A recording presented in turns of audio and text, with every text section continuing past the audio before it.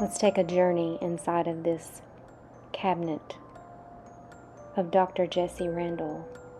Now, Dr. Jesse Randall is a character made up by me.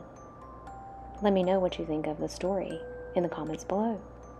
Also, let me know what you think about this curiosity cabinet. Now, if you like this and you want to see how this cabinet was upcycled, go on over to my other video, Dark and Moody Curiosity Cabinet. Now, this first drawer includes this gorgeous piece with Dr. Randall's children, a boy and a girl. It also includes his leather journal. Now, this journal is handmade, and if you want to see more of how to make a journal like this, wait until the end of this video. Now, there's plenty of writing space in this journal on top of the personal affects of Dr. Randall, including this authentic Victorian calling card with Jesse's hand signature on it. His beautiful wife.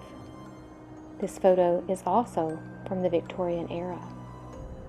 Along with that is a photo of Jesse himself. Just look at that beautiful text and script on the back of this cabinet card. Here is a handwritten prescription as well, authentically written.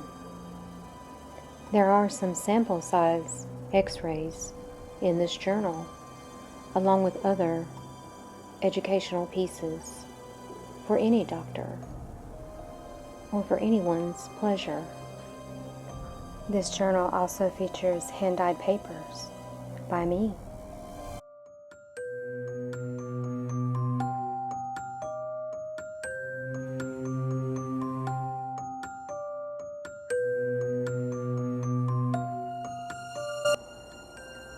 The next drawer in our cabinet includes elixirs and herbal remedies. The first bottle you'll see here is a vintage bottle that came with this unknown substance. Some of these are labeled toxic. Now let it be known that these are just for viewing. And don't forget, one of these are a bottle of wishbones for wishes. Now there are a couple of empty bottles for you to add your own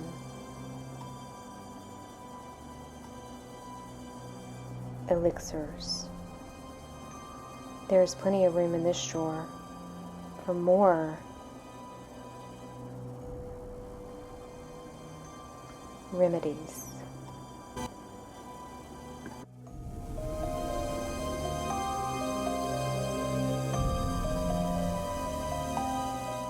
Now our last drawer has many pieces for you to use in your journal and for your education.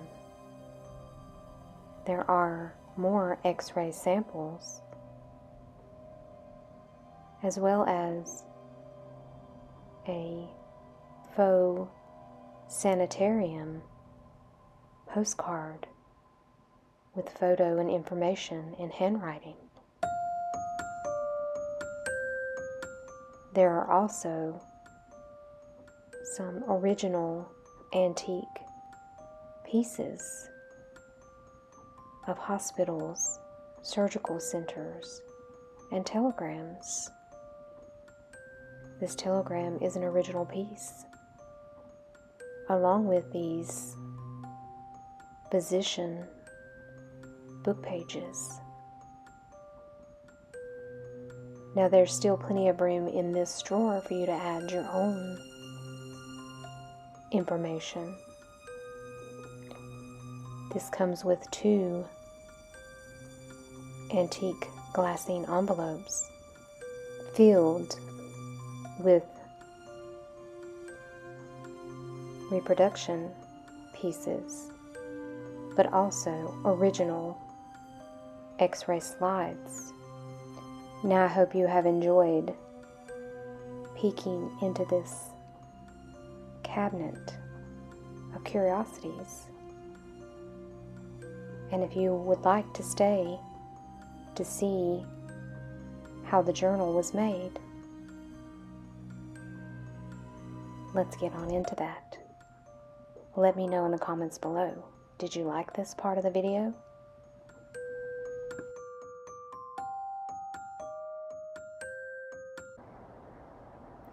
Alright, so did you guys like that? That was kind of fun for me. Okay, so let's get on into, and I'm sorry if this is shocking to someone that don't normally watch my channel, and now I'm back to my normal bright voice, but I did give forewarning if you wanted to end the video at that.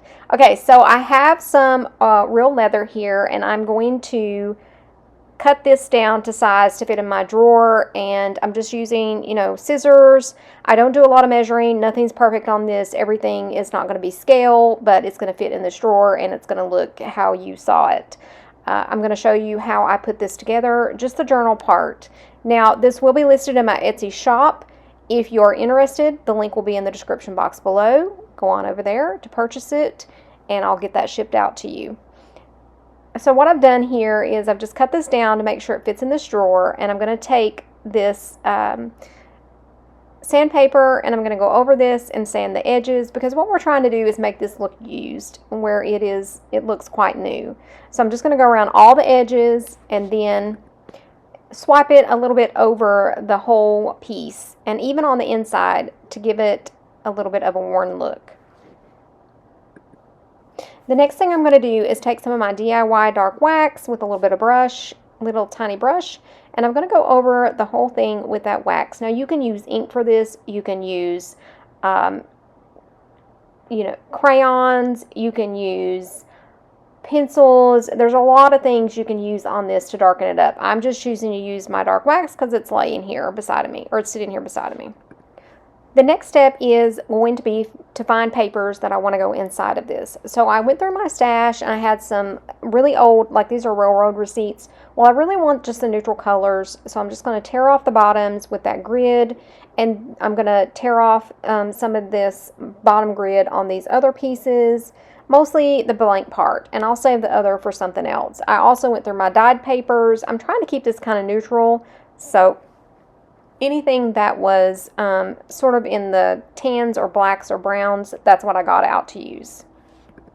Once I've torn all the pieces apart and gotten my stack, now I need to scale it down to fit inside my piece.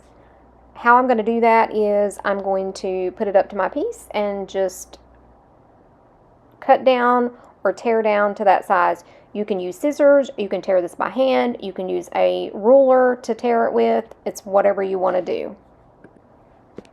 Once I get my papers in the alteration that I want them to be in other words, I kind of make sure that I don't have all the same kind of papers in a row. I'm going to go ahead and stick them inside of my journal, and then I'm just going to trim everything down to get them where I want them to be. Now that we've got that set, I'm going to use what's called wax thread.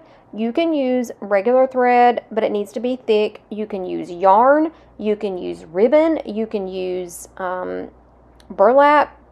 you can use twine. There's lots of things you can use to sew a journal together. I'm just going to use this wax thread. Walmart sells it. I ordered this off of, I think, Elixirs, but I know that Amazon has it.